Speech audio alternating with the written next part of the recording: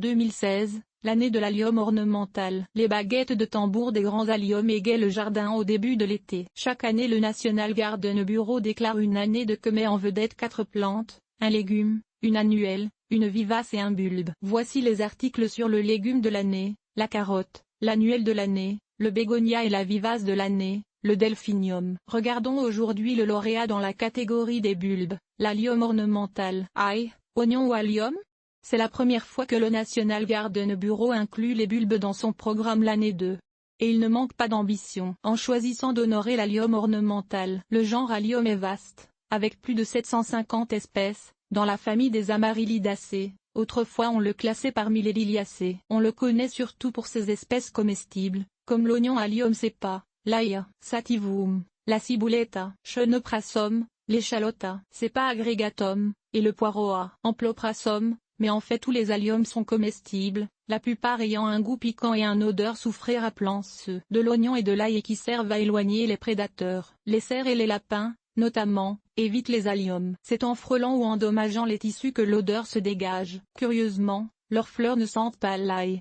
Elles sont soit inodores ou encore dégagent un parfum agréable. Mais quel nom employer pour définir ces plantes? Certains préfèrent le terme oignon ornemental, d'autres ail ornemental. Pour éviter toute confusion avec des variétés surtout culinaires, je préfère utiliser le terme allium ornemental et c'est ce que je ferai dans ce texte. Une description bulbe d'allium. Photo, Longfield Gardens.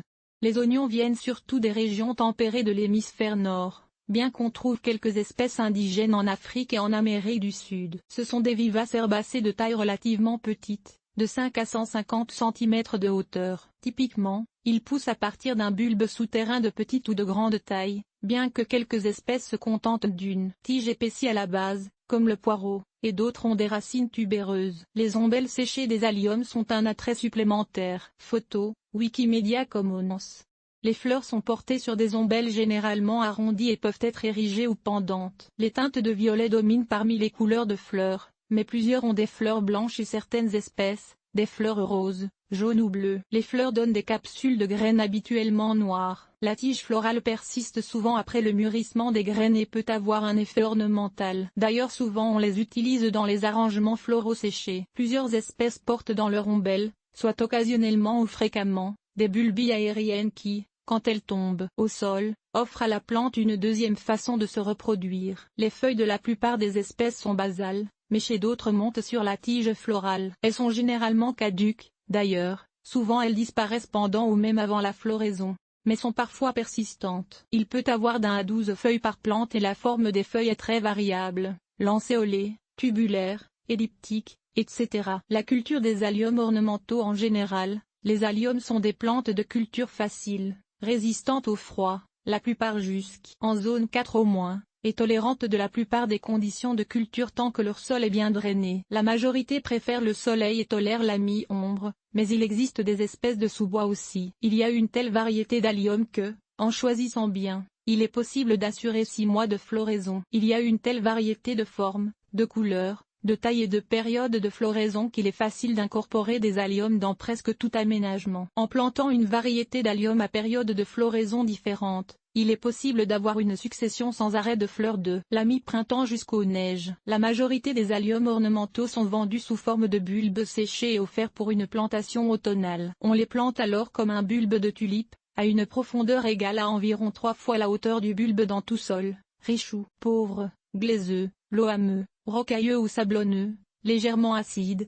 neutre ou légèrement alcalin. Contrairement aux tulipes, il n'y a pas à craindre que les écureuils les déterrent, car ils n'en apprécient pas l'odeur. Ces variétés fleurissent entre la mi-printemps à la mi-été, selon l'espèce, puis entrent en dormance. D'autres alliums ornementaux n'ont pas de bulbe notable et poussent en touffe. Habituellement on les vend en pot en pleine croissance entre le printemps et l'automne et on les replante à la même profondeur qu'ils étaient dans leur pot. Certains de ces alliums fleurissent au printemps, mais la plupart, à la fin de l'été ou à l'automne. Leur feuillage persiste tout l'été. Quelques espèces à noter. Il y a un tel choix d'alliums ornementaux qu'il est impossible de les présenter tous ici. Voici donc seulement quelques exemples de variétés intéressantes, présentées plus ou moins d'après leur ordre de floraison. Notez l'indication bulbe pour les variétés vendues sous la forme de bulbes séchés et de vivaces pour les variétés poussant en touffe, et vendues en pot comme une vivace. Allium caratavens photo, Brentenbeckis bulbe A. Caratavens, Allium du mont Carato, le plus populaire des alliums hâtifs, produisant 2 à 3 feuilles bleutées larges souvent un peu pourprées l'envers. Il offre une boule de fleurs violettes à blanches sur une courte tige épaisse, fleurie à la mi-printemps. Bulbe. 25K. Zone 3. Ciboulette. Photo, Wikimedia Commons. A. Chenoprasum, ciboulette. Je tiens à souligner la belle apparence de cette plante condimentaire souvent reléguée au potager. Avec ses belles ombelles roses pourprées vers la fin du printemps et son beau feuillage étroit et dressé, il pourrait facilement orner la plus belle des plates-bandes. Très rustique. Peut se ressemer. Vivace. 20. Zone 1. Allium christophii. Photo, Brentenbeckis bulbe. A.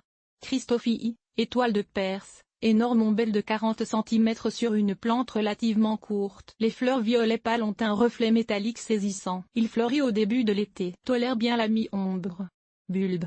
30 à 50 cm. Zone 4. Allium X Landicum Purple Sensation. Photo, J.M. Van Berkla. X Landicum Purple Sensation. Sin. A. Affletans Purple Sensation, le plus populaire des grands alliums, surtout à cause du prix très raisonnable des bulbes. Il produit une tige dressée surplombée d'une boule de fleurs pourpre vive de 8 cm. Excellente fleur coupée et séchée. Comme bien des grands alliums, sa rosette de feuilles commence à dépérir pendant la floraison, donc il vaut mieux le placer en deuxième plan, de façon à cacher leur jaunissement de la vue. Fleurit du début de l'été. Bulbe. 60A. Zone 4. Allium Gladiator à gauche, Allium Globemaster à droite. Allium Mount Everest bas. Photo, Brentenbeckis bulbe. J. Monsieur Van Berkel. Il y a toute une série d'alliums similaires à Purple Sensation, mais de plus grande taille et à ombelles plus grosses qui fleurissent entre le début et le milieu de l'été. Parmi eux, A.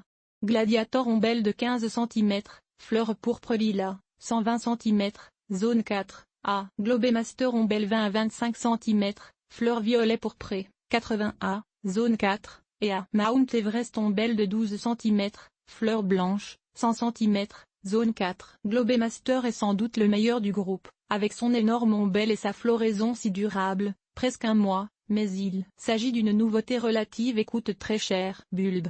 Allium Schubertii. Photo, J. Monsieur Berkel.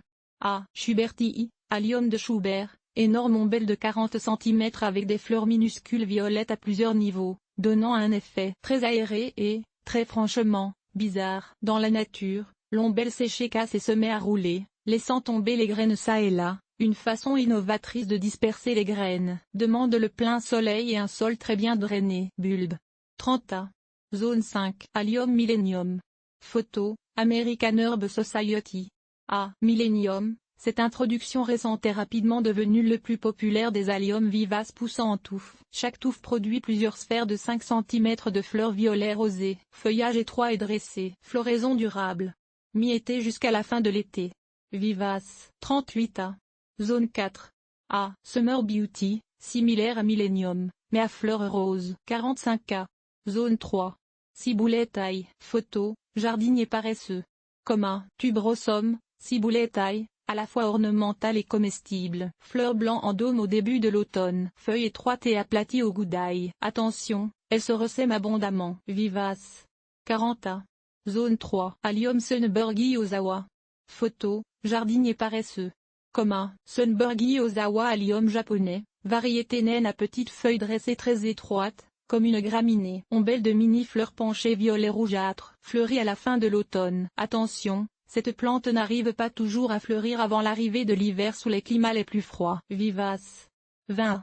Zone 4. Pour plus de renseignements sur les alliums ornementaux, je vous suggère le livre Le jardinier paresseux, les bulbes rustiques de Larry Hodgson. On y donne la description de plus de 200 espèces et cultivars.